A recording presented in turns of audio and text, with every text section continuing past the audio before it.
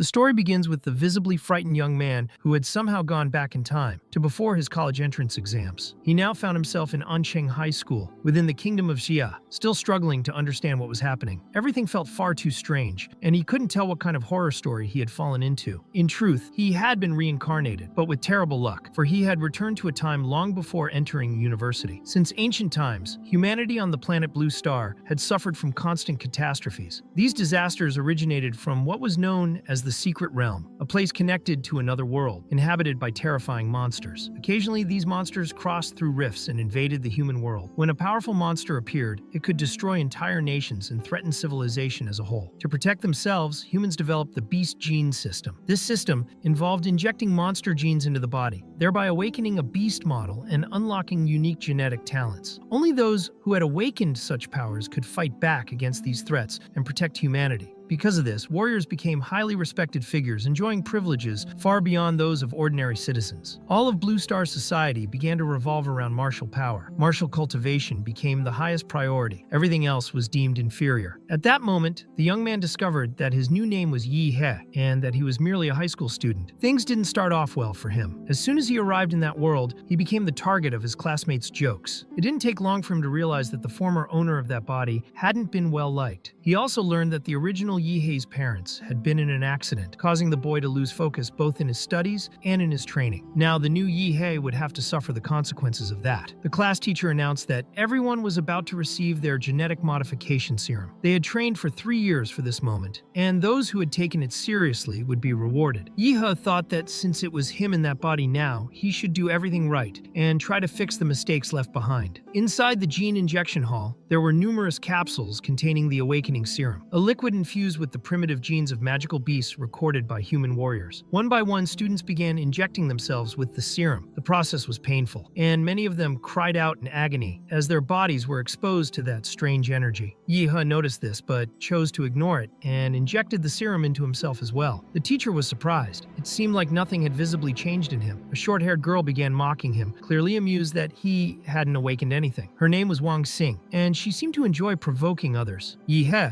now reincarnated, was already irritated by how loud and insistent she was. It was then that he began to feel something different. A powerful energy started coursing through his body. His eyes gleamed. He realized that if he didn't seize the moment now, it might be too late. Suddenly, a burst of energy erupted from him, sending Wang Xing flying backward. All the students were stunned. Yi-he had awakened an A-rank model called Mad Flame Demola, an infinite-type beast. The impact was so intense that Wang Xing fainted just from the pressure of the energy he released. Several students were knocked to the floor. Others bowed under the overwhelming force he had displayed. Yi-he, confused and embarrassed, tried to apologize. He hadn't meant to cause that. Soon after, a notice arrived for all third-year students who had awakened. They were to go to the testing building, where their beast genes and martial levels would be analyzed. There was a special device in that building designed to detect genetic advancement, identify the magical beast gene, and measure each individual's strength. While waiting his turn, Yi-he observed the beasts awakened by his classmates. Most were classified around the 3rd or 4th stage. He started wondering why his had been labeled A rank. Soon, he learned that his model was Class 7, Grade 3, which confused him even more. He didn't know if that was good or just excessive. All his classmates were eager to see Yi-hei's results, and as he noticed their stares, he finally understood that this world truly revolved entirely around martial power. When his data was displayed, it only showed basic information. His level was listed as Class 7, Stage 3, which greatly disappointed everyone. As soon as they saw it, many began to laugh, saying even a baby could beat him easily. Just as Yi-he suspected, the system hadn't properly detected his monster model, but that triggered a hidden prompt. It revealed that his monster model was of the infinite type, meaning it could evolve by completing specific missions. This classification didn't follow normal standards. The reincarnated Yi-he began to believe that if he fulfilled the right conditions, he could draw new monster models infinitely. That possibility made him think he could one day become a kind of monster king, accumulating power like no one else ever had. With that idea in mind, he decided to talk to his teacher. He wanted to ask for time to study at home since he needed to reinforce his foundations. The teacher didn't believe he could achieve much that way. After all, everyone knew that to become a true warrior, one had to attend college. Even so, Yi-he insisted and showed genuine determination. He explained that he had awakened a powerful bloodline and only needed constant training to succeed. His eyes shone with sincerity. The teacher, however, remained skeptical. He thought Yi-he would just end up repeating the year, but still allowed him to study from home. Yi-he's parents' house had been mortgaged for $600,000, but thanks to accident compensation exceeding $1 million, he now had a decent starting capital. He realized he had two options to increase his power. The first was to follow the path of the warrior, and the second was to invest in his contract with the Damola model. Knowing that most models started with only one compatibility point, he was surprised that Damola had three. He believed the model had absorbed part of the power from the awakening serum, which explained the extra points. This proved that genetic serums could directly enhance a model's abilities. From that, he concluded that instead of exhausting himself with endless physical training, it might be more efficient to invest money to strengthen his bond with the monster. Determined, he went to the Warrior Center to buy a genetic enhancement serum. But upon arriving, he found himself surrounded by people radiating powerful auras, which intimidated him slightly. He imagined that many of them had already awakened rare and powerful bloodlines. Thanks to Damola, Yi-he had developed a special sensitivity ability. He could now sense the life signals of creatures around him through the magnetic fields emitted by their bodies.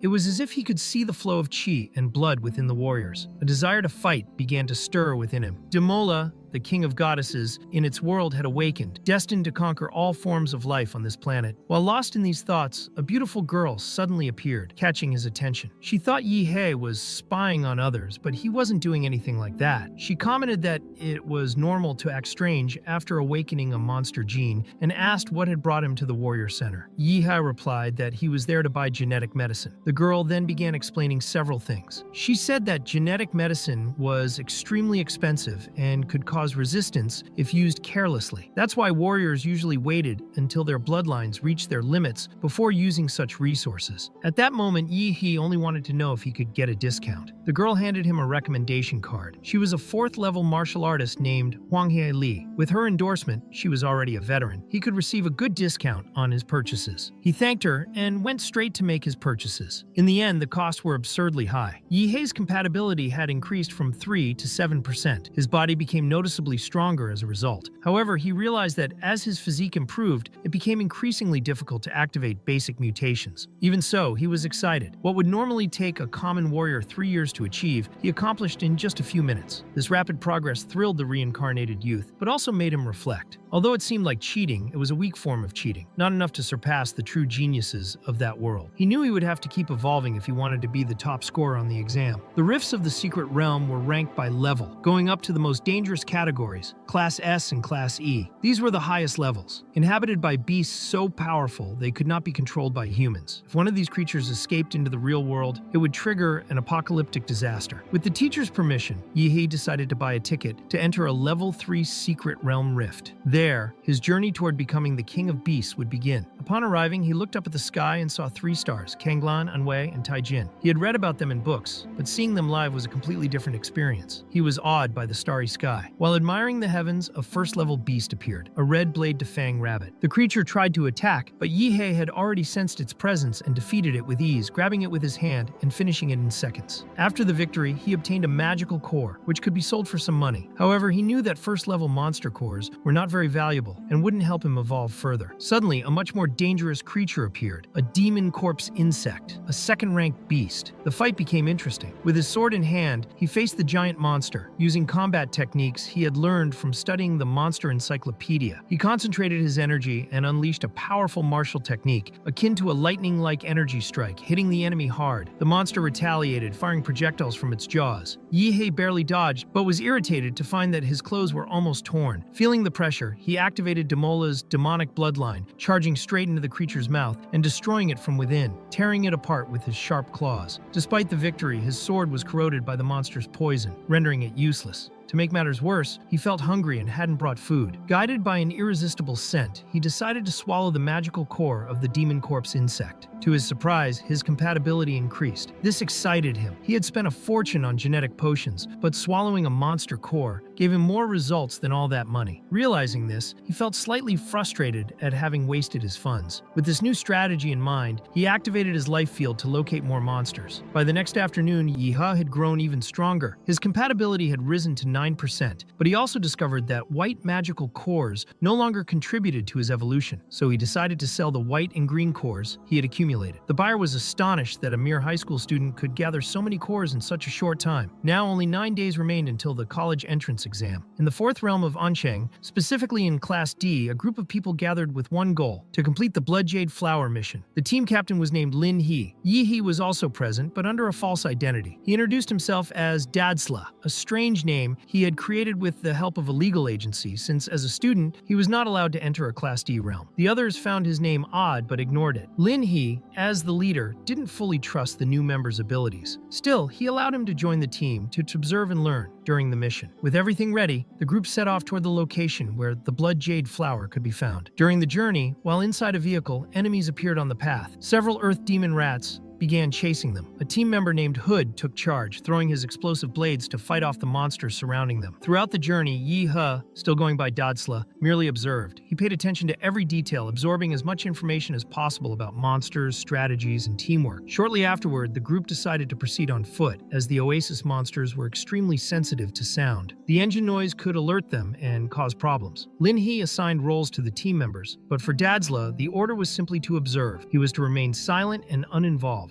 as he was officially still a novice. To lure the monsters, the group used a special stun grenade. This grenade released pheromones from high-level monsters, making the animals feel their territory was being invaded. The trap worked. A second-rank Earth Dragon quickly emerged from the forest, furious. A bald man named Huo Peng observed from afar, eager to see the fight. When the group managed to bring down the Earth Dragon, Lin He decided they should keep advancing. However, the dragon, though severely wounded, still had enough strength to set up an ambush for the captain. Seeing the danger, Yi He acted immediately.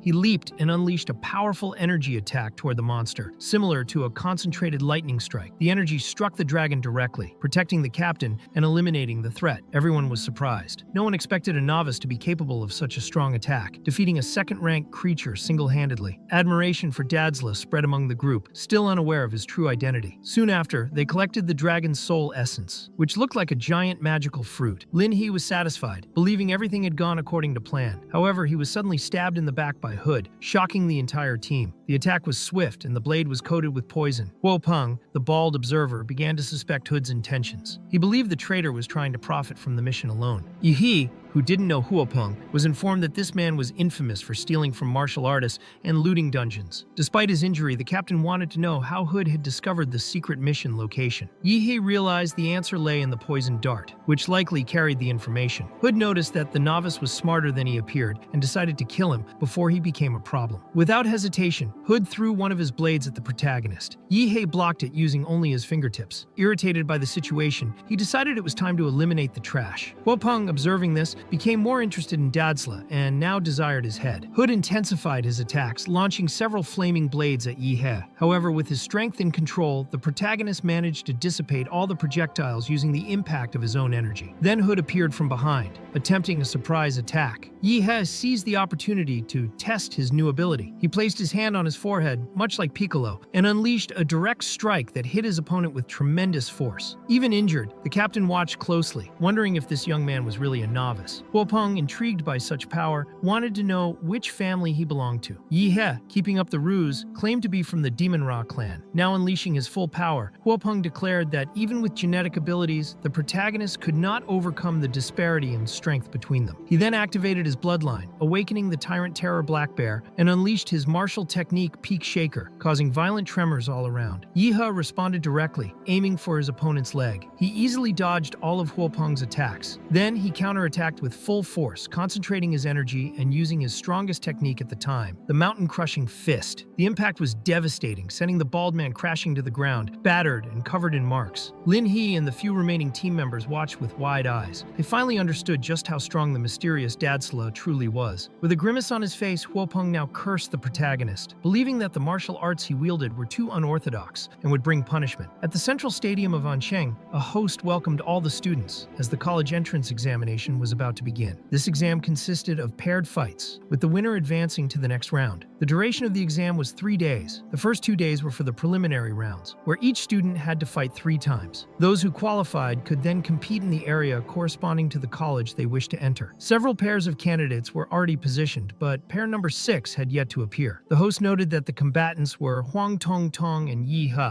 yet only Huang Tong Tong was in the ring. If the protagonist did not show up at the start, he would be automatically disqualified. Huang Tong Tong was visibly frustrated at her opponent's absence, believing he was hiding, which she found disappointing. The call time ran out, and everyone assumed Yi He had forfeited. But something unexpected appeared in the sky. A powerful presence approached, radiating an intense aura, making it unclear whether it was even human. In fact, it was the protagonist, arriving with impact and causing a massive explosion as he landed. Huang Tong Tong was confused, trying to understand what was happening, but before she could react, Yi He delivered a strong kick to her face. He had no intention of failing this exam. With this direct attack, he won the fight, and everyone present cheered at his triumphant entrance. His martial compatibility had now reached 20%. Captain Lin, as a form of gratitude, had given him a blood jade fruit which took some time to take effect, but significantly enhanced his body. Now, Yi He was ready to defeat any opponent. In the next two fights, he also emerged victorious, using only his kicks. With 3 consecutive wins, he advanced to the third round. Quickly, both boys and girls began vying for his attention, as Yi He had become a rising star. Many asked if he had a preferred university, and his goal was to enter Huadu University. However, when he turned his back to the audience, many began to say he was becoming arrogant just for reaching the finals. He was very excited, as in a second-tier city like Ansheng, only the top scorers secured a place in that sacred arena. Some authorities appeared and requested Yi He's cooperation, intending to reassess the martial artist level he had achieved. They were shocked by his strength. They also discovered that, after leaving school, he had begun visiting rank E realms and wanted to know why he would risk entering such dangerous places even before the entrance exam. The truth was, he only sought to strengthen himself. Before his father passed away, he had taught Yi He that, to surpass humanity, one must stop being human. With this in mind, he repeatedly fought in the realms, facing consecutive battles and breaking his own genetic limits. Those authorities could hardly believe what they were hearing and considered reporting Yi He immediately. Meanwhile, he watched the relatives of other candidates being interviewed live, all through his smartphone. At that moment, he realized that nobody seemed to care about him. The body he now inhabited belonged to an orphan, a young man with no one. The big day arrived. It was the first official qualification round, and Yi He had to face Luo Xuan. Everyone thought the protagonist was doomed, as Luo Xuan's parents were powerful martial artists. To provoke his opponent, Yi He allowed him to make the first move. Luo Xuan, thinking it wouldn't matter, advanced quickly, but the protagonist intercepted him and easily knocked him down. The fight ended swiftly and cleanly. The audience was shocked and began to revere Yi He, as no one expected him to defeat Luo Xuan so effortlessly. A young man observing Luo Xuan's condition after the defeat showed interest in Yi He.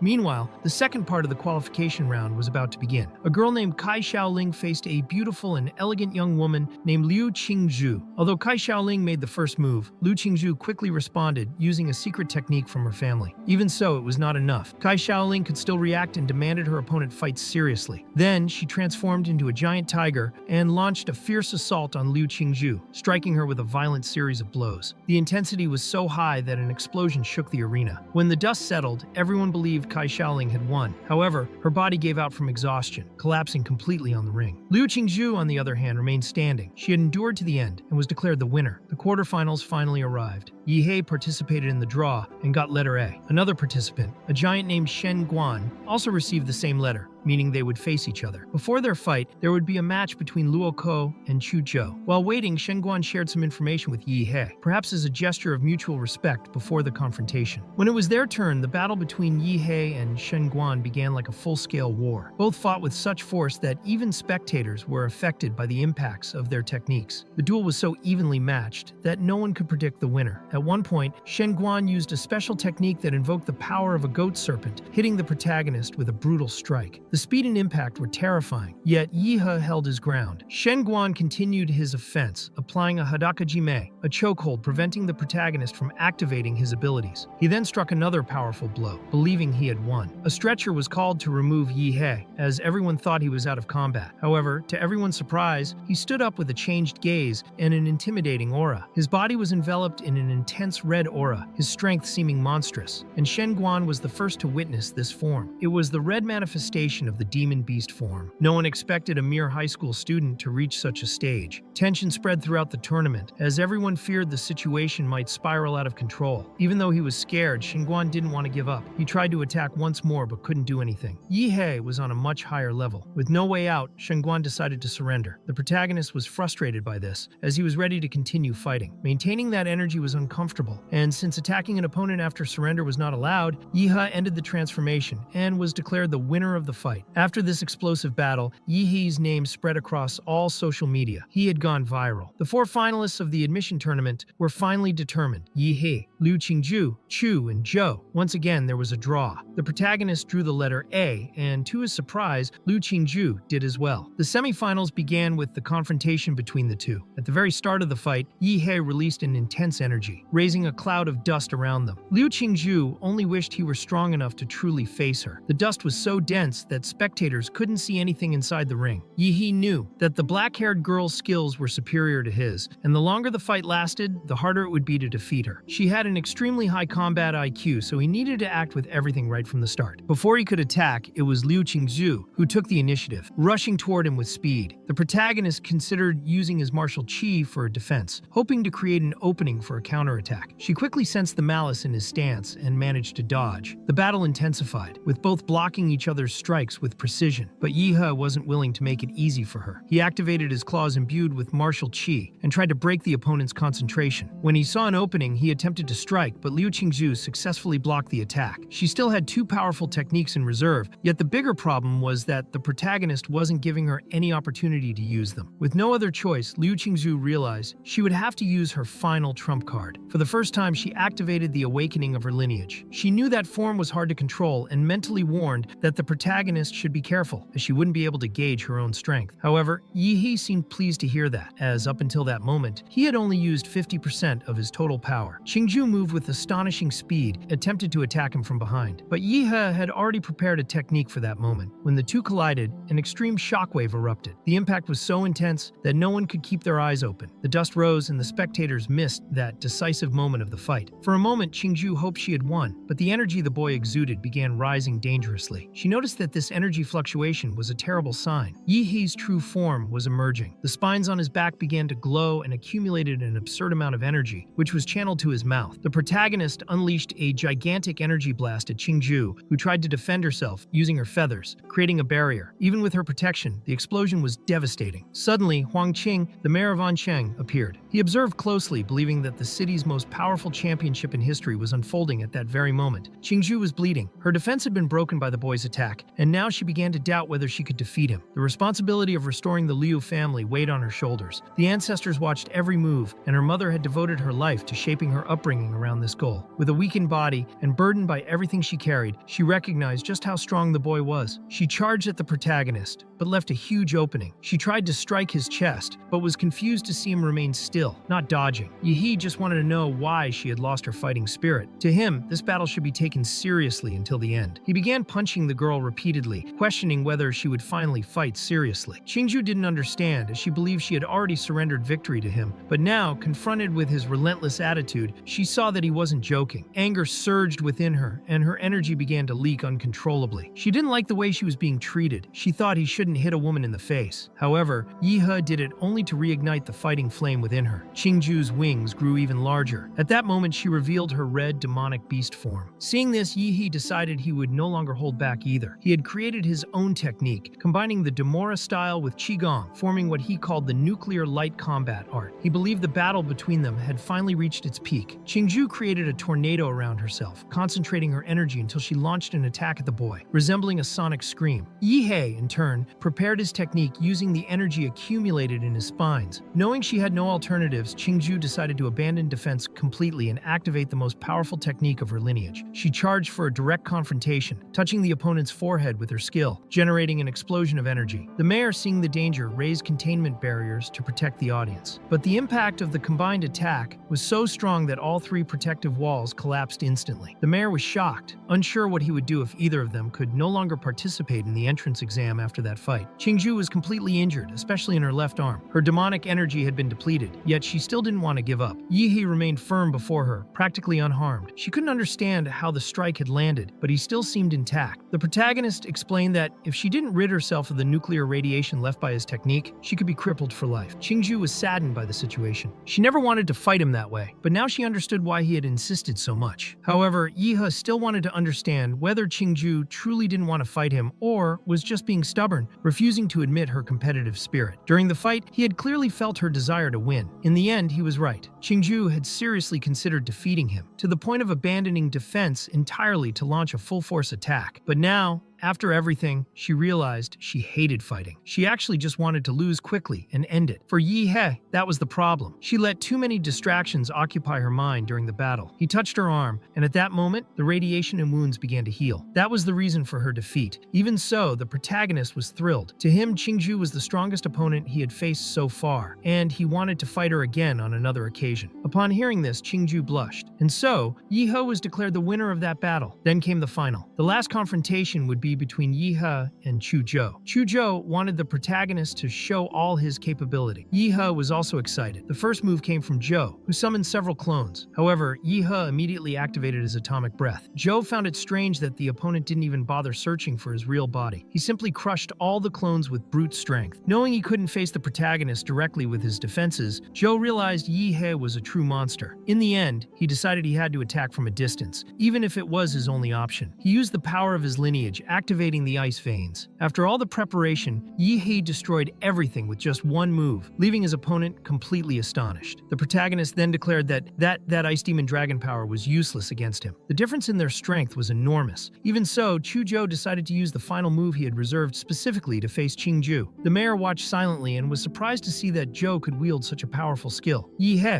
however, resisted the attack and even managed to break his opponent's sword. With nothing else to do, Chuzhou gave up. Yi He was declared the champion of the tournament. The entire audience began cheering, shouting his name. The protagonist then participated in an interview, giving special thanks to his teacher. As being an orphan, he believed the only person who had trusted him from the start was precisely that teacher. The school principal made a special request for Yi He to promote the school even from a distance, offering 2 million yuan in return. The protagonist accepted the proposal without hesitation. After leaving the arena, Yi He was surrounded by a crowd of reporters. He tried to escape through every corner of the stadium, desperate, as he couldn't even stop to use the bathroom in peace. He eventually found refuge on the basketball court and breathed a sigh of relief upon finally escaping the press. But the tranquility didn't last long. A man wearing a hat suddenly appeared and congratulated him on his championship victory. This man came from Huadu and wanted to discuss the protagonist's genetic block. According to him, Yi He had never truly unlocked any type of genetic block. All his abilities came from the monster model. The protagonist was shocked. He couldn't understand how this man knew so much about his abilities. The man then asked if he had ever heard the term genetic block from his father. And indeed, that was exactly what had happened. The man wanted to know how his father, a simple taxi driver, knew such a specific term far removed from his professional reality. Due to these special circumstances, Huadu had decided to open a confidential file for Yi He. Prometheus was a research institute that had once dominated the field of biological genetics on the planet Blue Star. However, due to an extremely serious incident, it became the target of international investigations. Several countries united to shut down the organization. Most of the leading scientists were forced to disappear, assume new identities, and live in complete anonymity. Among their most advanced projects was the development of genetic block technology. Upon reading the confidential documents he received, Yi He began to understand the truth behind everything. The bespectacled man believed that the protagonist's father was actually a senior researcher at Prometheus. And more than that, Yi He himself was a secret genetic research project developed by the Institute. Despite the impact of the revelation, the man tried to reassure him. He explained that the government would not make his life difficult. All they were doing was informing him of the situation. As someone directly involved, he had the right to know. Moreover, He was considered a key talent, cultivated by the nation's forces, and his safety would be guaranteed at all costs. After that conversation, Yi He remembered that he had secured his spot at Huadu University and had received 2 million yuan from the school principal. Now, with everything ready, he could draw a new model skill. Upon activating the function, an S-rank model creature appeared. It was a supergiant anthropomorphic being, colossal in body and humanoid in form. Model abilities could be combined, and he wondered what effects would occur if he merged the supergiant anthropomorphic model with Damora's violent model. This made him even more determined. More than ever, he wished to become the true king of monsters. Meanwhile, elsewhere, a man answered a call. His name was Huo Long, and he ordered the immediate cancellation of all his appointments. He was informed that his brother's remains had not been found in the secret realm, but traces were detected at the last location where his brother's signal had been captured. The area was contaminated with slight nuclear radiation. Huo Long heard the news while watching the protagonist on his screen. He wondered why his brother had entered the underworld and recalled his mother's last request before passing, when she entrusted him with the mission of taking care of his younger brother. Seeing Yi He win the championship, Huo Long recognized him as a rare genius in Ancheng, but lamented that he wouldn't live long enough to attend university. This man was Huo Peng's brother, and now sought revenge with all his might. Soon after, Yi He received a package. He was preparing to enter a secret realm where he would test his new model. Inside the package was a letter from Chuzhou, inviting him on a new expedition. The Central Research Institute of Huadu had confirmed that a new secret rift would open that very afternoon, and Chuzhou wanted to explore it alongside him. Still in Ancheng, on Red Tree Mountain, a crowd of martial artists gathered. Yi He was also present. New secret realms always generated high demand in the early days of their opening. There, he discovered that Chuzhou intended to attend the same university as him. When the rift opened, a massive demonic beast appeared before everyone. After destroying the creature, a new access point was revealed in the Sequoia realm, located within the mountain. The protagonist immediately sensed a strong smell of blood. A tide of beasts emerged, as if all monsters were waiting for the right moment to strike. The martial artist focused on eliminating the demonic beasts and halting the advance of the creatures. Chuzhou fought using his lineage power, but at one point was nearly struck by a monster. Before it was too late, Yi He intervened using his atomic explosive fist, saving his companion. Chuzhou was extremely grateful for the help. In the end, the protagonist concluded that none of the demonic beasts in that realm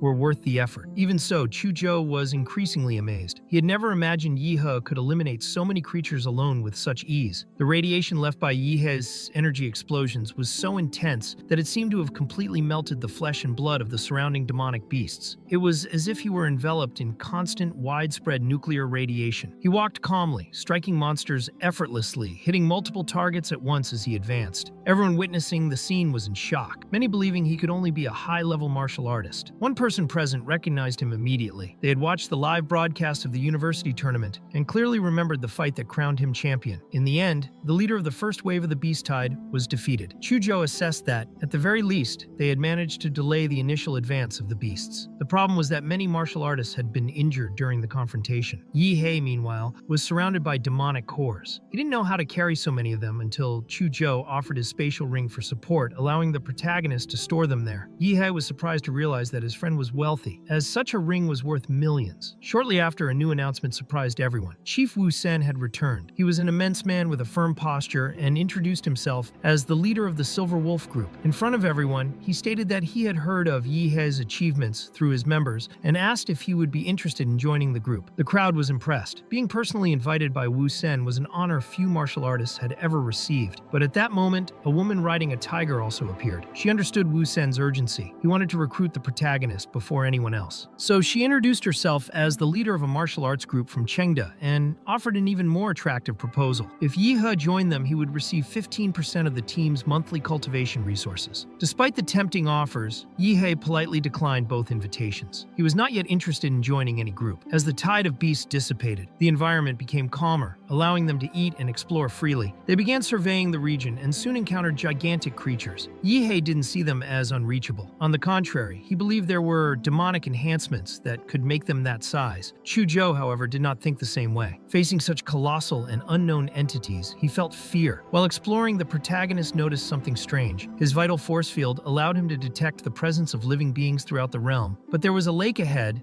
that seemed like an absolute vacuum. No life existed in that space. To him, where there is an anomaly, there is also treasure, and the greater the risk, the greater the reward. Without hesitation, Yi He decided to dive into the area and invited Chuzhou, since they had come this far together. As they approached the lake, he encountered a long-haired girl named Yuli. She had no idea that Yi He was as powerful as he seemed. The young man asked how long she had been there, and she explained that she had just arrived with her group. Some of her companions, equipped with diving suits, had already descended to explore explore the lake. Shortly after, one of the divers emerged enthusiastically, saying that they had found submerged ruins and could become rich from them. Yihei didn't understand why they were so excited, as he still didn't know what a ruin was. In the realms, ruins were mysterious structures, possibly left by a previous civilization, and they were the foundation of many human martial arts and modern genetic technologies. Scholars considered them fundamental for the advancement of human abilities. However, Yu Yang, one of Yuli's team members, noticed other people nearby and didn't want to share the discovery. He began to provoke and show hostility. Yuli tried to prevent the conflict. He merely showed interest in helping explore the ruins. In the end, they reached an agreement. Any items found would be divided according to each person's contribution. With everything settled, they dove together into the submerged ruins. Yu Yang began searching for Li Wei, who should have been guarding the area, but he was not visible. He also mentioned that they had used demon beast bait to test the area, and none had appeared so far, which was strange. As they explored, Yihe began to sense that something was wrong. Chuzhou also noticed inconsistencies. Yuli's timeline didn't add up. She had said her team had just arrived, which would mean they had been at the lake for a maximum of 10 minutes. If they had really discovered such a well-hidden route to these ruins, Yihe thought it almost seemed like a video game cheat. It made him suspicious, like it could be a trap. Even so, he stayed calm and told himself not to worry too much, since he still had a card up his sleeve if things got out of control. Yuli began to get irritated. She wanted to know where the ruins Yu Yang had promised were. It was then that they found Li Wei, but he was already dead, leaving only his bones on the ground. Suddenly, Yu Yang's head exploded in front of everyone, revealing that a parasite had been controlling him. Without hesitation, Yi He unleashed his energy technique, firing an attack equivalent to a Kamehameha. He would not wait to see what that monster was capable of. The creature had become an intelligent parasite, using Yu Yang as bait to lure more victims. To make matters worse, the monster had blocked the only escape route. Chuzhou recognized the type of creature. He had read about it before. It was a demon ghost vine, a second-tier demon beast. Yuli was shocked, as this creature was classified as a king-level beast, extremely rare and dangerous. However, Yihai didn't care about classifications. To him, any monster could be destroyed if he applied enough force. Suddenly, an explosion shook the cave. Huolong appeared out of nowhere, declaring that he had come only to take Yihei's life. He explained that he had detected signs of nuclear radiation in the Redwood Mountain realm and had followed the traces until finding the culprit, and it could only be the young man. Yihei, for his part, had no idea who this man was, who had arrived speaking as if they were old enemies. Furious, Huolong believed he had been lured into a trap. He thought Yi He had deliberately led him into the monster's lair, hoping he would die there. To him, everything was part of a Machiavellian plan by the protagonist, which made him even angrier. According to him, his target was only the boy, not the weeds scattered across the cave. The cave structure began to collapse. Yi He decided to act, activating his abilities to protect the others. He asked everyone to escape first. Huolong, however, blocked the exit. He didn't want anyone to escape, least of all his target. Seeing the situation, Chuzhou decided to stay and support Yi He, even without fully understanding the reason for the fight. Tension rose as the protagonist unleashed his atomic fist against Huolong, creating space for Chuzhou to climb and escape. He knew the man was a top-tier martial artist, and this would be an extremely difficult battle. Meanwhile, the demon ghost vine went berserk, destroying everything around the lake. Yuli stayed behind, worried about the protagonist, but Yi He continued fighting with his new ability until he managed to defeat the enemy. After the battle, he managed to leave the area, borrowed clothes, and preferred to hide the fact that he possessed such a powerful technique. It was easier to deceive others than reveal all his secrets. Yuli decided to leave with her companions. She felt sorry for having brought them there for nothing, and promised to make it up to them later. But for Yi He, that favor had already been paid with the opportunity to explore the ruins and eliminate the monster. 3 days later, at the entrance to the Redwood Mountain realm, they encountered something incredible. In just a few days, the location had transformed into an improvised city with its own infrastructure and even transport planes. Yi He didn't waste time. Carrying sacks full of demon beast cores and spirit herbs, he went straight to the evaluation center. When the specialists began examining what he had brought, they were completely shocked by the quality of the materials. Some of the herbs were so rare that they could barely be found on the market. The protagonist left the place satisfied, carrying a substantial amount of money after selling just the demon cores. Now, he needed to find a buyer for the evaluated spirit herbs. While considering his next steps, a car stopped nearby, and a man introduced himself as Li Yutiano, owner of Pinghe Pharmacy, explaining that he had heard about the protagonist's stock and was willing to buy all the spirit herbs at a price 1% above market value. The protagonist was slightly concerned about how quickly information about him was spreading, but since he needed to sell the herbs, he decided to make a deal with Li Yutian and even made more money from it. Now that this matter was settled, he understood that his next goal was to obtain some powerful martial arts abilities. At the school principal's office, the protagonist was received with great respect. which he found somewhat exaggerated. Yihe even brought medicinal wine as a gift, which pleased the principal greatly. The young man explained that he wanted to learn powerful combat techniques, but since he had not officially enrolled in the university, his only option was to seek help from a traditional martial arts family. Even so, the principal believed he was being hasty, as his admission to Huadu University was already guaranteed. Despite the advice, Yihe remained impatient and determined to improve quickly. The next day, by noon, the principal had arranged everything. The traditional Liu family had agreed to teach their secret arts to the young man, which left him completely surprised. Without wasting time, the protagonist took his bike and went to the Liu family residence. As soon as he arrived, several powerful martial arts abilities appeared in his vital force field, signaling that the place was indeed special. He was received by Qingzhu, and he initially thought she might be annoyed by his presence, but soon realized she wasn't. The girl led him to her mother, the head of the family, Qinlan, an elegant and very beautiful woman. After the university tournament, Qingzhu had been very embarrassed, but her mother tried to calm her, saying she had watched the live broadcast of the fight and believed she had performed very well. Moreover, Qinlan revealed that Qingzhu's brother had limited talent and was not capable of inheriting the family's responsibilities, which made Qingzhu the only one able to assume that role. Even so, Qinlan considered her daughter a very beautiful young woman and suitable for taking on important responsibilities. The desires of the Liu family ancestors had changed over time, and with Qingzhu's father's premature death, the family had lost the support of a great master. Therefore, Qinlan thought the best future for her daughter would be alongside Yihe, who was extremely talented and came from a humble background. She did not demand an immediate response from her daughter, but suggested that she spend more time with him to see how things would develop. That was how the protagonist arrived at the Liu family home, bringing a gift for Qinlan. She made it clear that he would have access to all the family's knowledge and that Qingzhu would take him to the martial arts pavilion.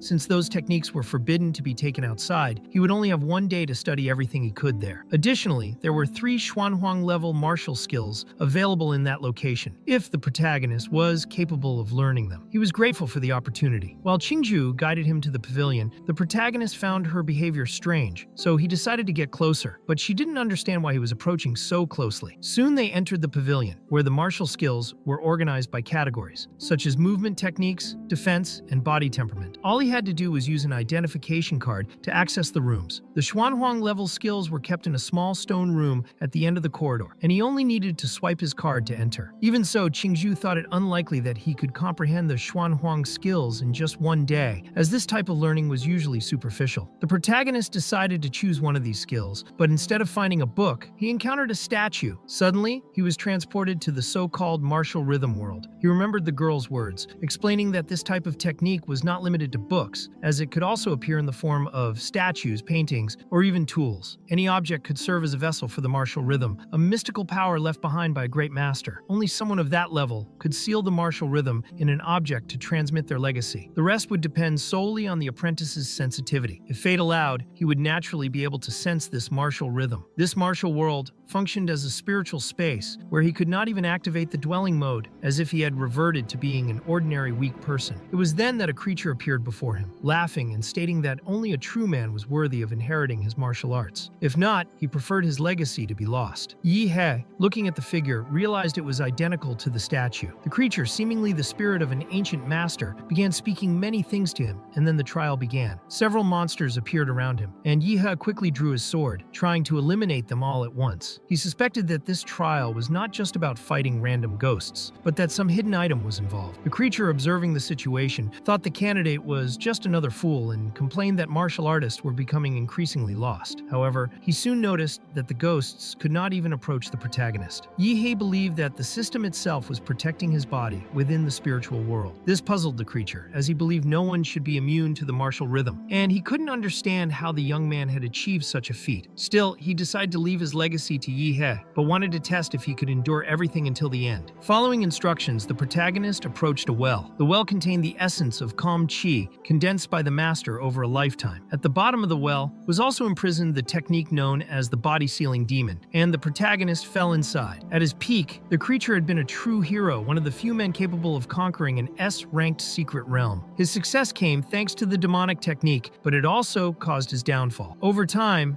as his chi and blood weakened, the vengeful entities trapped in his body began to revolt. Unable to control them, he ended up killing several people around him and decided to end it all. with his own hands. Before dying, he mixed all the vengeful souls and the chi of lamentation with his martial rhythm, sealing everything inside the statue. Although 100 years had passed and much of the chi in the martial rhythm space had dissipated, that power was still not something any martial apprentice could endure. In the surveillance room, Qinlan watched everything with her daughter, seeing the protagonist writhing in pain. When he first fell asleep, everything seemed normal, and he even smiled as if he were fine. But now, his body convulsed, and blood ran down his skin. The third Zhuanhuang level martial skill had been discovered by Qingju's grandfather by chance in his later years. He tried to cultivate it once, but was rejected by the martial rhythm sealed within the statue, causing severe internal injuries. Since then, no one in the Liu family had successfully cultivated this skill. Suddenly, the protagonist awakened and thanked the senior for passing on his technique. The spirit of the ancient master thought Yi He was the most talented young man he had ever met, but deep down, he believed Yi He had only succeeded by using tricks, almost like he had hacked the process. Even so, the result was real. The statistics on the panel hadn't increased, but Yi He was certain his combat power was now at least twice what it had been, as he had truly mastered a Zhuanhuang-level martial skill. The women hurried over, wanting to speak with him. Qinlan could not understand how this was possible, as even with Qingju's talent, it would take at least 7 days of intense training in the martial rhythm space to achieve a preliminary understanding of a skill at that level. However, the true genius was not her daughter, but the young man standing right before her, Yi He himself. As they still seemed suspicious, he decided to demonstrate. Suddenly, a powerful energy began spreading around him. It was the calm qi, the same one he had absorbed in the martial rhythm world. Qinlan was completely shocked by what she saw, while Yi He felt awkward realizing the woman was clearly enchanted by him. Now that he had mastered one Zhuanhuang-level technique, he would have the chance to try the other two, as he still had an entire day left in the pavilion. However, the young man was exhausted and decided it was better to leave for now. Learning that he had come by bicycle, Qinlan offered him a car for the return trip. However, he explained that he didn't like cars much, preferred motorcycles, and asked if one was available. Remembering that her son had several motorcycles, Qinlan decided to gift one to Yi He. Meanwhile, Qingju's brother returned home, curious about who the stranger was. But before he could see the young man's face, the protagonist passed by at high speed riding one of his motorcycles. The young man realized it was the same boy from the bicycle and was shocked to see him now speeding on his own bike. Feeling hungry, Yi He decided to have a meal. He now included demon beast cores in his diet and even prepared a spicy sauce to accompany them. He ate a blue demon core, which immediately boosted his stats. Wishing to further enhance his body, he allocated all points received into the giant model. Then he ate a golden core from a second-tier ghost demon vine.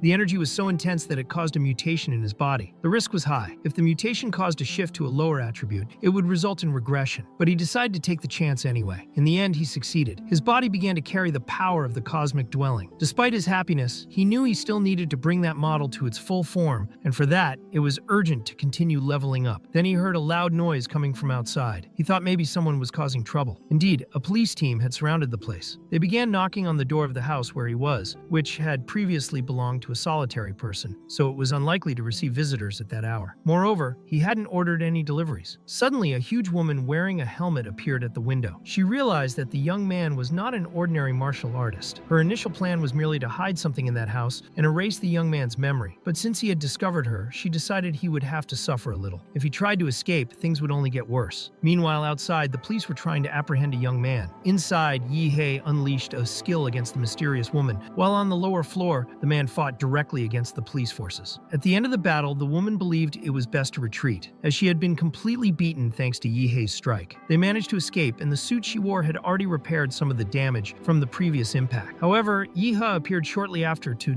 demand explanations, wanting to know the reason for the invasion of his home and being sure that she had already realized the magnitude of the problem they were facing. The man beside her was incredulous, unable to understand how Yi He had found them, but in reality, the protagonist had traced the nuclear radiation of the helmeted woman named Yao Yimei. Yi He planned to use them as a test for the strength of the new demonic body he now possessed, which worried the enemy, who was soon struck by a brutal impact, causing him to spit blood. Meanwhile, Yao Yimei wanted to know who Yi He's master was, as she found his martial skill absurdly strong. However, he had no ordinary master. His master was the dwelling, something she had never heard of, and she was surprised to realize that a small city like Ansheng could harbor so many powerful experts. The other man thought Yi He was being too arrogant and decided to transform, as he would not accept being humiliated in that way. At the same time, Yao Yimei activated the stealth mode of her nanosuit, attempting to disappear from sight. However, Yihei was not interested in her. He only wanted her out of his way, and then launched a devastating strike, hitting her directly. With the woman defeated, only the man who looked like a rhinoceros remained. He assumed his crowned rhinoceros form, and his defense increased absurdly. Now he could even withstand tank fire, becoming nearly unbreakable. Yihei felt the difference on the initial impact, as he was hit with full force. Taking advantage of the dust cloud that rose, he disappeared from the spot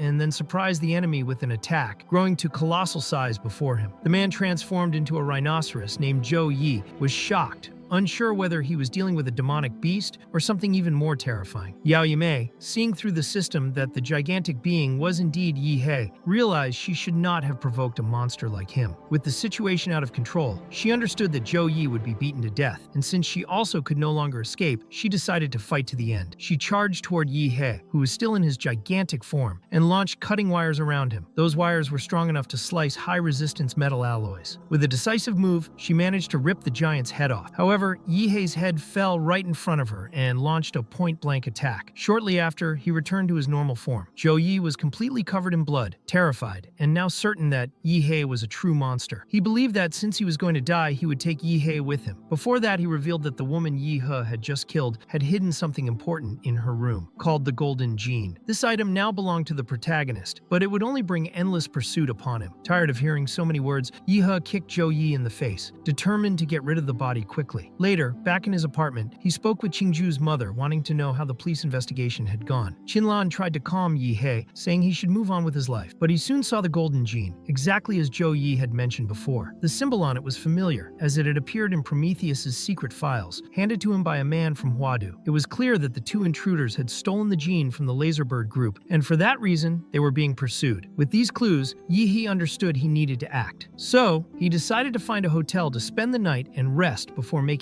any decision. Meanwhile, in the depths of the B-ranked secret realm known as the Swan Lake, several groups tried to extract profit from the area. Suddenly, one of the teams called the captain, as the entire environment was engulfed in an intense red glow. Various monsters began to appear around. Among them, a fifth-position, Overlord-class demonic beast, known as the Burning-Eyed Black Monkey, led the horde. The situation required the army to be alerted immediately, as this Overlord-class beast led a true tide of creatures. However, no one could send the warning as they died before completing any communication. Panic spread, as the tide of beasts from the Swan Lake realm in Ansheng was about to exceed the region's limits, generating fear throughout the population. Local authorities acted quickly. Police spread across all city districts, and all martial artists were called in to provide support. Due to the imminent risk of destruction, only students and children were allowed to board the trains and evacuate the city. In government offices, the mayor of Ansheng had requested help from neighboring cities, but this time the problem was bigger. Several cities across the country were issuing alerts for the beast tide. All regions began constructing defenses, trying to prepare for a possible disaster. The mayor still questioned the situation in Huadu, as martial artists of Grandmaster level or higher could be decisive in combat. But another problem arose. An S-ranked secret realm had appeared in Guanshuan, a city neighboring Huadu, forcing all martial artists from the capital to go there to contain this new threat. Without the necessary support, the mayor realized the only solution was to rely on his own city's strength. At the Chu residence, Yihei trained with his colleague Zhou, who was curious when he had learned the Xuanhuang martial skill. Yihei said it had been only a month. Zhou was impressed by how much he had already strengthened in such a short period. During the training, both received an alert about the beast tide invasion. It was an evacuation order. Zhou wanted to know if Yihei intended to flee, believing that with his talent, it would be better to seek safety. But the protagonist thought it was nonsense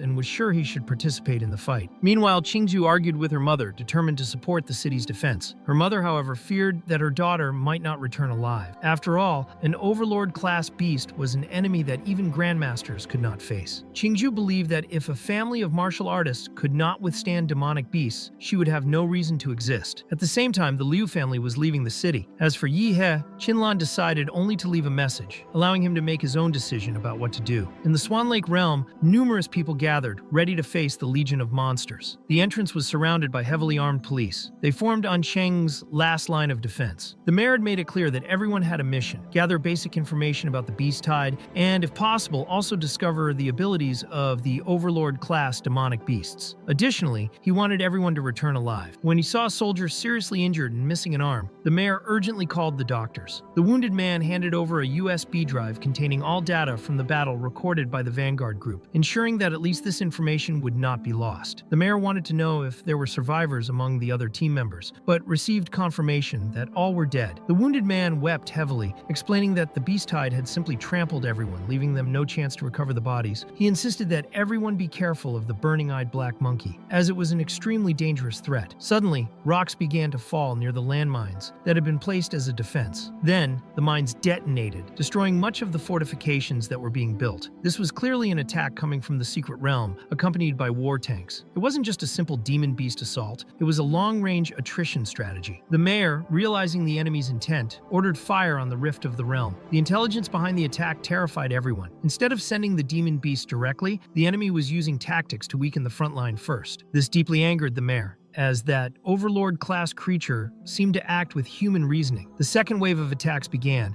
and the number of stone projectiles launched by the enemy increased drastically. The soldiers tried to shoot and destroy as many monsters as they could, but they were far too weak. The monsters advanced mercilessly, devouring the combatants as if they were nothing. The mayor struggled to coordinate everything, immediately transmitting any readings he received to minimize damage and save as many lives as possible. On the other side of the battle, the burning-eyed black monkey believed victory was already assured. To him, humans had no chance of surviving. He then ordered the monsters to completely crush the land. Yahello, observing everything, reflected on what would happen to Ancheng. Even though he had been there for only a few months, he had developed some attachment to the place. He knew he couldn't allow those beasts to ruin the peaceful life he had painstakingly built. He decided it was time to act. Transforming, he moved to support other regions. Kai Shaoling herself was also fighting to defend the city, as was Chu Zhou. During the battle, a war tank suddenly appeared behind Zhou, about to crush him. Narrowly, he dodged and used his sword to cut the tank in half, escaping the attack. Soon after, a new threat emerged. A first-grade overlord-class demon beast passed through the rift and entered the battlefield. This creature was completely unlike anything they had faced before. No one knew how to deal with it, but Yahello appeared at the perfect moment, unleashing an energy attack resembling a Kamehameha, saving Chu Zhou. He was now at the same height as the massive white demon beast. With a precise strike, he brought the creature down and stood on its body in a clear display of dominance. Smiling, he seemed to enjoy the situation and decided it was time to take care of the creature's hygiene. The beast's mouth was enormous, and Yahello launched an energy blast directly into it, destroying it completely. One of the young men accompanying Shaoling and Chu Zhou thought there were two demon beasts fighting each other and considered retreating. But Chu Zhou explained that the massive being was, in fact, Yahello himself. With their friend present, they believed the city could withstand the massive assault. Yahello decided to leave that point under Zhou's care and moved to support other areas where the fighting was more intense. Using his life force field, he began tracking locations with the highest combat pressures, trying to locate where the most powerful demon beasts were concentrated. Once he found the hotspots, he ran straight toward them. In other parts of the city, the situation was desperate. Conventional weapons no longer worked against the beasts. The police, with no other option, took up bayonets to try to resist. But the enemy creature was so strong that it pierced them with its horns, as if preparing a human barbecue. Many soldiers realized they were just ordinary combatants and could not defeat those beasts. The only viable option was to retreat. However, some still believed that even ordinary soldiers should die in war, as it would be a worthy end. At that moment, a strange red aura began spreading across the battlefield, leaving the soldiers completely confused, not understanding what was emerging. Suddenly, Yahello simply blew the head off one of the demon beasts as if it were insignificant, killing the creature instantly. His presence on the battlefield had such an impact that, in other combat zones, many warriors were confused to see the demon beasts retreating without any apparent reason. However, among the more informed, news began circulating that Yahello, the same young man who had won the entrance tournament, was now fighting directly on the front lines. This sparked rumors that the demon beasts were planning to surround him. In response, several combatants decided they could not allow him to be eliminated by the beast order. So, they joined the battlefield to protect him. Yahello continued firing his energy at the surrounding monsters, but had to act cautiously, as the burning-eyed black monkey was observing his every move. His presence drew too much attention, and soon, all the other martial masters also arrived in the combat area. Meanwhile, the mayor did everything he could to maintain control of the city. He ordered the construction of walls to contain the invasion. The divine wall created by his ability managed to trap some of the demon heads, but that was not enough. They knew that to stop the beast tide for good, the only way was to eliminate the overlord while there was still time. Suddenly, a demon beast charged directly at the mayor, who reacted with one of his abilities, striking the creature precisely. But the danger did not cease. A colossal monster appeared before him. It was the mountain mountain-submerging giant crocodile, the personal mount of the burning-eyed black monkey. If the overlord's mount was on the field, it meant the monkey himself was about to act. The mayor, realizing the gravity of the situation, quickly tried to analyze the possibilities. The enormous creature destroyed entire buildings effortlessly, as if they were mere dry leaves. He tried to approach, looking for an opening, until he managed to reach the giant crocodile and launched a direct attack, almost point blank. However, the monster's response was brutal. The city was hit by a powerful counterattack ability that devastated part of the urban area all at once. Even so, the mayor was relieved to have received advance information about the creature's arrival. Thanks to this, he managed to evacuate critical areas and prevented the death of even more civilians. With all the strength he had left, he launched his final strike against the mountain-submerging giant crocodile. He hit the target, causing significant damage, but it still wasn't enough to bring the creature down. Then he realized, too late, that it had all been a trap. The mayor was caught by the burning-eyed black monkey himself, who revealed himself from behind the smoke curtain. He wanted to know what the human was doing with his mount, and filled with fury, gripped the mayor with brutal force. Then he prepared to crush his head, determined to show the world that humans were insignificant beings before the absolute power of the demon beasts. The black monkey with burning eyes managed to dodge the explosion at the very last moment. He had already confirmed that the city had no truly powerful martial artist, so he was determined to defeat them all. The mayor refused to accept defeat and launched a powerful attack. The monkey was surprised by the man's resilience, but he found it all pointless. To him, the mayor was merely delaying his death. On that battlefield, there was no one who could threaten him. The fight had become a game in which he wanted to witness fear and despair consume humanity. All he wanted was to see the terrified look in people's eyes. The mayor managed to land a hit. The monkey found his speed impressive, but his power was weak. Other times, his strength was decent, but his speed too slow. He wanted to see the man on his knees, begging for his life, but that never happened. Instead, the mayor remained standing, with the same calm gaze. That infuriated the monkey. He wanted to understand why that man wasn't afraid. That demonic creature was intelligent, but the mayor believed it had miscalculated. In the end, the black monkey with burning eyes was nothing more than an arrogant beast. The mayor then used a forbidden technique. He created a trap to seal the creature underground. His plan was to imprison it beneath the surface. The beast thought the mayor was naive. It believed that once the sand weakened, it would break free and destroy the man who opposed it. But the mayor didn't see his plan as a desperate gamble. To him, it was a symbol of courage, a hymn to humanity. He thrust his hand into his own chest, revealing that he had implanted the only tactical device of Ansheng inside his heart since the beginning of the war. That device was a hidden bomb connected to his heartbeat. When his heart stopped beating, it would detonate. The monkey didn't believe it. He thought the mayor was bluffing. But in truth, the mayor had never planned to survive that battle. He was willing to give everything for the city of Ansheng. He had made that promise to his people, and he wasn't lying. A powerful explosion followed. Everyone in the city received an urgent message that the bomb had gone off and that the area near the Swan Lake domain needed to be evacuated. Soldiers and martial artists wept. The mayor's death caused a wave of grief. All who received the message paid their respects. It became a moving funeral. The explosion destroyed nearly everything, leaving behind only the skeleton of the black monkey with burning eyes. Yet even in that state, it began to regenerate. It had never imagined it would nearly die at the hands of a human. Furious, it swore to annihilate the entire city. But before doing so, it decided to return to the domain of sin to recover its blood and energy. Once healed, it would turn Anqing to ashes. However, Yi He appeared to stop it. The monkey remembered that young man well, one of the greatest obstacles during the beast's invasion. For the creature that had survived the explosion, Yi He was terrifying. Without wasting a moment, Yi He struck. The monkey thought him naive and saw an opportunity to kill him. Yi He used a technique similar to a bomb. Another explosion erupted, shocking everyone. Many believed the mayor had left another hidden bomb, even after his death. The monkey trembled after the blast, beginning to think Yi He wasn't human. In its eyes, the young man looked more like a demonic beast than the monkey itself. In his titan form, Yi He crushed the monkey as if it were nothing. The beast tried to counterattack, unwilling to be underestimated. The clash between the two was massive. Yi He's hand started to bleed. His body had already surpassed normal limits, yet he still couldn't fully overpower the black monkey with burning eyes. The creature lay on the ground, weakened, unable to believe how fast Yi He had recovered after taking its strongest attack. Realizing he had no chance against the young man, the monkey tried to flee in desperation. Yi He didn't let him escape. Sadness filled him as he thought of how this monster had been responsible for Mayor Huang's death. Channeling all his strength, he unleashed a powerful energy blast that nearly disintegrated the monkey's body. Yi He already knew the creature was digging underground, pretending to be dead to escape. Using his life-sensing ability, he found the perfect moment to strike once and for all. He felt regret for not having found the beast sooner. Perhaps the mayor's death could have been avoided. He soon located the hidden monkey and, seeing it was still wounded, fired another energy blast. The hit landed clean. The monkey was paying the price for all it had done. Even weakened, it gathered the last of its energy, drawing power from its demonic core to try and drag Yi He to hell with it. It attacked with everything it had, but Yihei was so powerful that the monster's arm disintegrated on impact. Unable to retaliate, the monkey was crushed and devoured by Yihei's titanic form. Afterward, Yihei felt a sharp headache. Something was assaulting his mind, possibly a psychic attack. He wondered if another enemy was nearby. Suddenly, countless hands appeared from nowhere, dragging the monkey's corpse as if trying to save it. More hands sprouted around the titan's joints, trying to restrain Yihei's movements. But that wasn't enough to defeat him. Yihei ignited his own body, burning away many of the hands that held him. Meanwhile, the monkey crawled toward the underground exit, but fate turned against it. The very hands that protected it caught fire too. Amid the chaos, a strange, ghostly creature emerged. Yihei didn't know what it was, but he could sense its terrifying power. It seemed to be an overlord, a high-class demonic beast. The creature attacked without warning. Even though Yihei had blocked the titan's ears to defend against sonic attacks, the entity's scream pierced through, striking directly at his mind. Yihei was shaken, but refused to let the enemy think Ancheng was weak. He released a massive surge of energy and emerged from the titan's body. Moments later, the titan's body exploded. But it wasn't an ordinary explosion. Everyone was stunned as the entire rift detonated along with it. In the end, Mayor Huang's sacrifice had not been in vain. With the enemy weakened and the rift destroyed, Ancheng's martial artists began hunting down the remaining demonic beasts in the city. Medical teams spread out to help the survivors. Meanwhile, in the Swan Lake domain, the center of the nuclear explosion, Yihei slowly regained consciousness. He wanted to know how long he had been unconscious. He had used all the nuclear energy within his body to cause the Titan's explosion, leaving the area heavily irradiated. He knew how difficult the task had been. Although his monster form was incredibly resilient, he understood that he was still not strong enough to face an overlord-class demonic beast alone. Still, he was determined to reach the peak of combat power in the Xia Nation. He knew he needed to plan his next steps carefully. He believed that being transported to this world meant he had an important mission to fulfill. A month after the disaster, the Xia Nation erected a statue of Mayor Huang in the city center, a tribute to his ultimate sacrifice. 18 cities across the Xia Nation had been attacked by the beast tides, and 12 had already fallen. The situation was critical. Thus, 5 Grandmaster-level experts were dispatched to investigate. Among them was Grandmaster Du Jingming, who led the team. Everyone already knew this invasion was far from normal. In addition to demonic beasts, an S-class secret realm had also appeared. Fu Hongsheng, the strongest martial artist in the Xia Nation, waited outside that secret realm. He was searching for promising warriors but found none. He decided to enter Guanshan City himself, only to be gravely wounded. The city of Han Waters became the 11th completely destroyed zone. All its inhabitants were killed. When Yihei learned of this, he was shocked. Even a National Guardian-level warrior had been slain. To him, that was a clear sign that he could no longer afford to wait. He sought help from Qin Lan, asking her to acquire high-quality demonic cores, especially purple ones, and rare plants. She thought he was being too demanding, as plant-type beasts were extremely hard to find. She wanted to know what he would offer in return. He then promised to help her daughter, guaranteeing that she would take first place in Huadu's secret evaluation. Qin Lan found the offer bold. She knew that the gunners from other provinces were far above average. Although Yihei had defeated her daughter in the arena, he was still far behind the true elite prodigies. Even so, the protagonist knew her situation well. He understood that her only chance to rebuild her family was to bet everything on him, so he made a promise. If he couldn't help Qingju win first place, he would work for Qin Lan for the rest of his life, even taking care of her in old age. She liked the proposal and accepted the deal. After their conversation, the protagonist went to the central hospital of Ansheng. There, he was immediately surrounded by people. Everyone wanted to talk to him. They treated the young man like a celebrity, like an international star. At the hospital, he wanted to visit Chu Zhou, whose entire body was wrapped in bandages. He also ran into Luo Xuan, his very first opponent, whom he had nearly forgotten. He was surprised to see that Luo Xuan had lost a leg during the war, but he believed that, with current technology, regeneration surgery would be possible. The hospital director scolded him for having blocked an important ally from Huadu. Shortly afterward, Yihei received a call from Wang Tao, from the admissions office of the Imperial Capital University.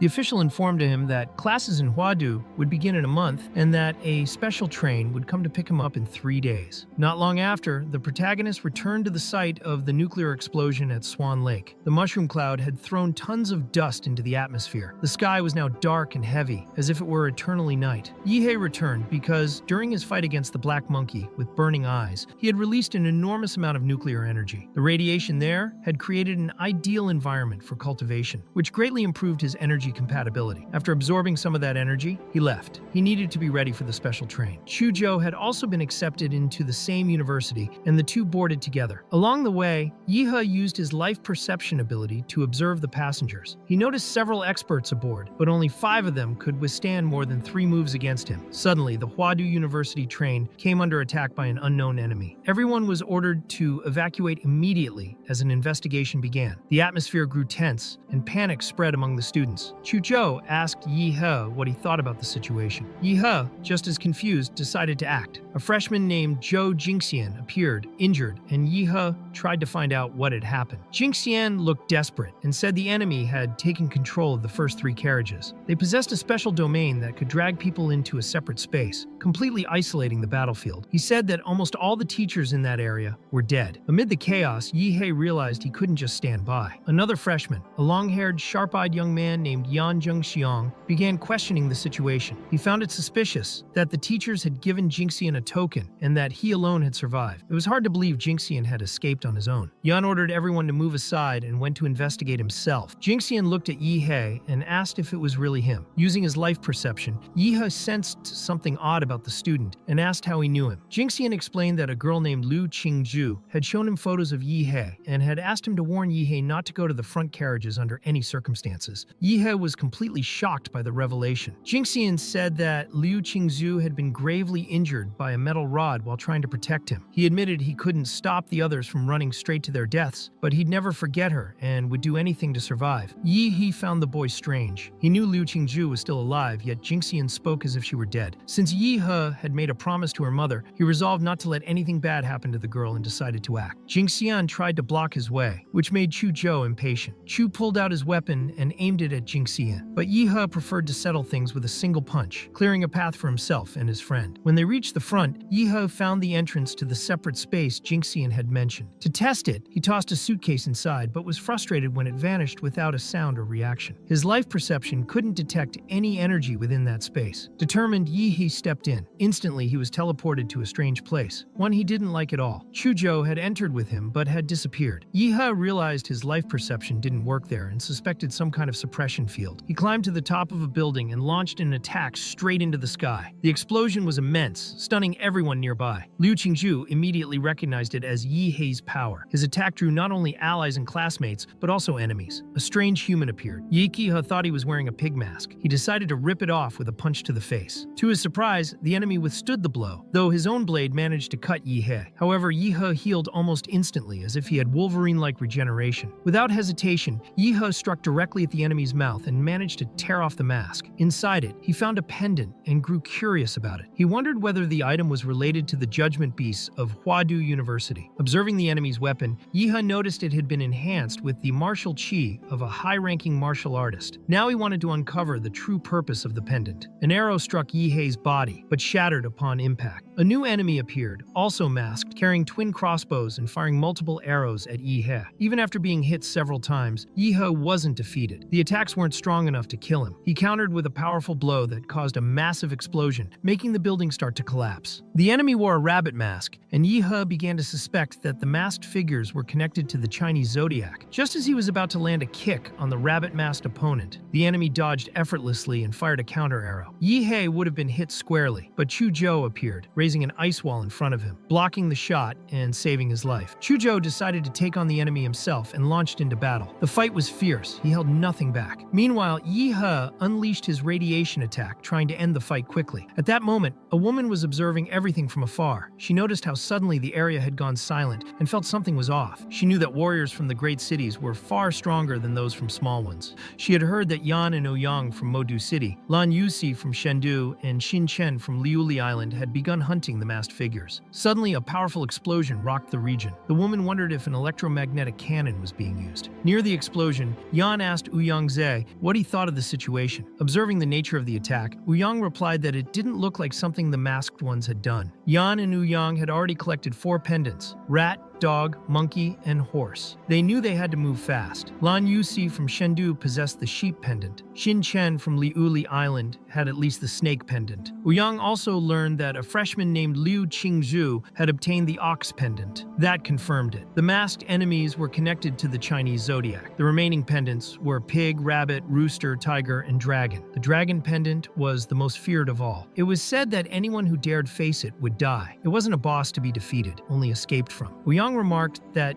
in order to win, he and Yan would need to seize the pendants from the others. Meanwhile, Yihe explained to Chu Zhou that he had defeated the masked man with the pig mask and found a pig-shaped pendant inside it. The enemy wearing the rabbit mask had escaped during the confusion, but since his arrow had struck Yihe, they were able to track him down. Following the traces, the two arrived at an area showing signs of battle. The rabbit-masked man had been killed there. The energy marks were still warm, indicating the others couldn't be far away. Chu Zhou sensed something unusual and decided to abandon his ice techniques and use his sword instead. Then, a girl who had been hiding there realized her camouflage had been discovered. It was the freshman Lan Yusi. Xin Chen was with her and ordered her to move aside. He then activated his genetic art, transforming into his flame demon battle form, and unleashed a massive fire attack toward Yihe and Chu Zhou. Yihe remained calm and unshaken. He advanced steadily, facing two clones and wondering if it was an ambush. Lan Yusi quickly clarified that it wasn't. They had just been hiding because they were waiting for another masked person to appear. The protagonist grabbed the girl by the neck, trying to figure out what was going on. Lan Yusi grew irritated, realizing their position had been discovered. She had created the clones to mislead others. At that moment, Xin Chen released a dark smoke toward Zhou and Yihe. Even as they backed away, Lan Yusi used a giant fan to push the smoke back toward them. With that, Xin Chen set them both ablaze, thinking he had already won just by doing that. The protagonist couldn't understand why the enemies seemed to be having fun with the situation. Xin Chen was stunned when Yihe dissipated the fire cloud just by clapping his hands. Before Xin Chen could react, the protagonist punched him so hard that he was sent flying. Lan Yusi began trembling as Yihe approached. She knew that neither she nor Xin Chen excelled in close combat. They both specialized in long-range attacks. She tried to flee, but Zhou froze her feet in place. Lan Yusi grew frustrated, realizing she had focused only on the protagonist and forgotten that Zhou used ice techniques. Using the wind from her own fan, she managed to break free from the ice. However, as she jumped, the protagonist caught her foot in midair and slammed her violently against the ground. As he prepared to unleash a Xuanhuang martial technique, Lan Yusi quickly stood up and activated her clone technique, trying to confuse him. She released a wave of demonic energy toward her clones, but they all froze in place, unable to move. Yihe told her she might as well accept her fate. Realizing she was about to die, Lan Yusi surrendered and offered all her pendants. The protagonist thought everything could have been easier if she had cooperated from the start. To help him in the trial, she explained that he needed to gather all 12 pendants. Even if he didn't hunt for them himself, the others would eventually come after him. She also mentioned that Gan Zhengxiang and Ouyang Ze were the strongest ones, and she was eager to see them defeat Yihe and Chu Zhou. But the protagonist assured her that she didn't need to worry about that. Meanwhile,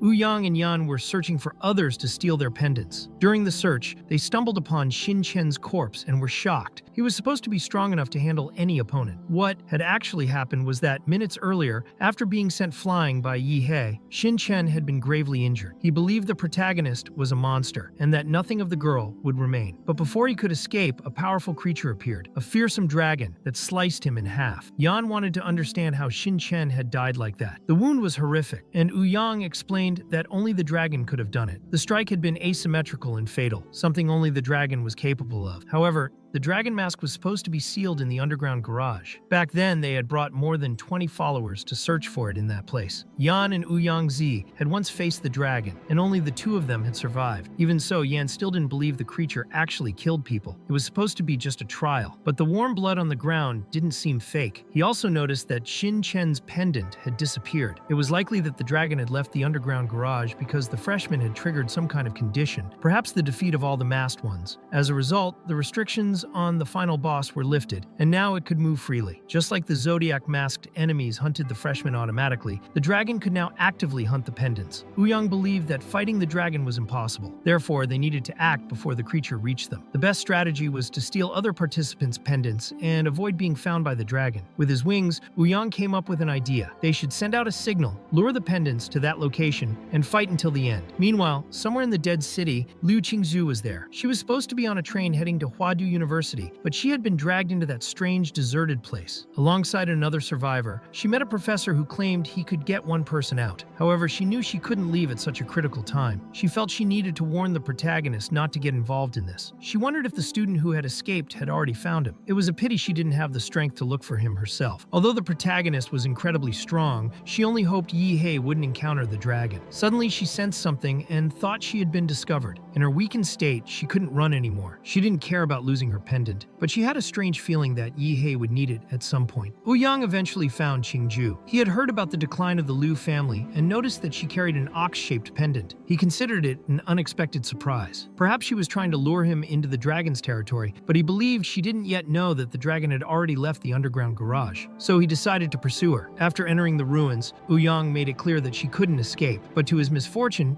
it wasn't Liu Qingju who was there. It was the dragon itself. Ouyang was confused, thinking the dragon should have been hunting others. Then he realized something important. The dragon's targets were the pendant holders. Since he himself was carrying 4 pendants, it was obvious that the dragon would come for him. He had thought himself clever, but now he was in serious trouble because of it. The dragon rushed toward Ouyang at great speed. The young man took flight, trying to understand if it was some kind of domain ability or if the dragon truly could move like that. Suddenly, the dragon charged directly at him. Meanwhile, Yi-hei launched an attack against Yan, who quickly defended himself. However, Chuzhou wanted to test his own strength and asked the protagonist to let him handle this one. Yan grew furious, thinking Chuzhou was being arrogant for believing he could win. Without hesitation, he charged at him. Zhou activated his ice powers and easily defended himself. The battle grew intense. Chuzhou fused with his sword, fighting as though man and blade were one. With a powerful movement, he created a massive energy dragon. Yan, on the other hand, unleashed a brute force comparable to a giant tiger. Yi-hei merely watched their fight. Then Yan realized his companion was in danger. He sensed Ouyang calling for help. He warned Chuzhou that if he weren't in such a hurry, he would break all his bones. Unfortunately for Yan,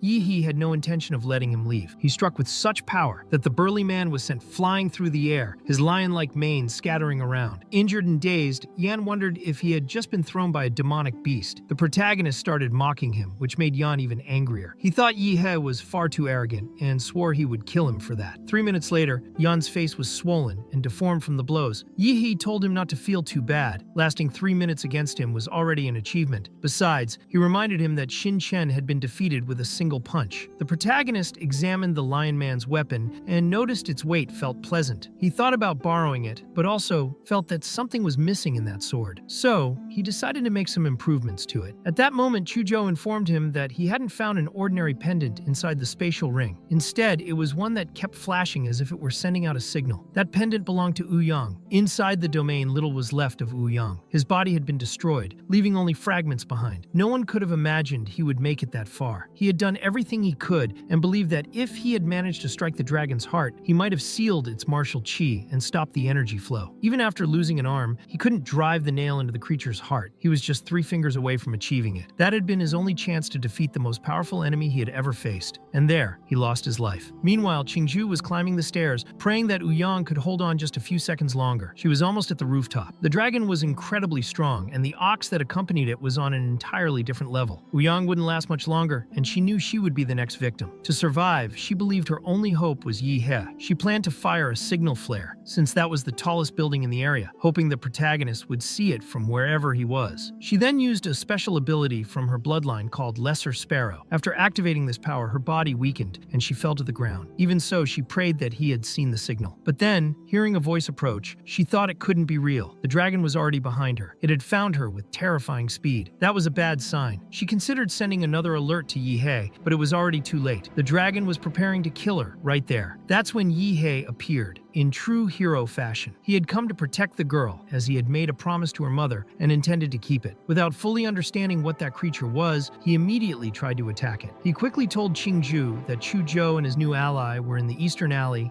and that she should head there first. He would stay behind to face the man wearing the dragon mask. The protagonist saw the dragon charging at him again within that domain. He wondered if the monster could only hide inside that space. Then, he noticed something on the dragon's chest and began to suspect that the nail might be the same one Yan had mentioned, the key to defeating the creature. When he realized the dragon moved with extreme speed, the battle began. Yi-hei grew even more focused. The fight was so intense that their blows destroyed buildings as if they were slicing through flesh with sharp blades. The protagonist had no idea the dragon would be that strong and struggled greatly in the fight. After being struck down and crashing to the ground, he gathered his energy and unleashed a Kamehameha. Then, he activated his special form that made him resemble a demonic beast. In that moment, he realized he had finally found a worthy opponent in this world. He knew the dragon wouldn't be easily defeated. Despite taking multiple hits, it remained nearly unscathed. The only difference was that its mask had cracked. The battle only grew fiercer. The dragon not only became faster, but also stronger. At one point, the protagonist's blade shattered under the dragon's attack. When the creature tried to strike again, Yihei caught the blade with his teeth and immediately punched the dragon square in the jaw, causing the mask to fly off completely. But Yihei wasn't done yet. What he jokingly called his client's chiropractic session had just begun. He unleashed a barrage of punches on the dragon. He had already studied the creature's body carefully and knew throat, heart,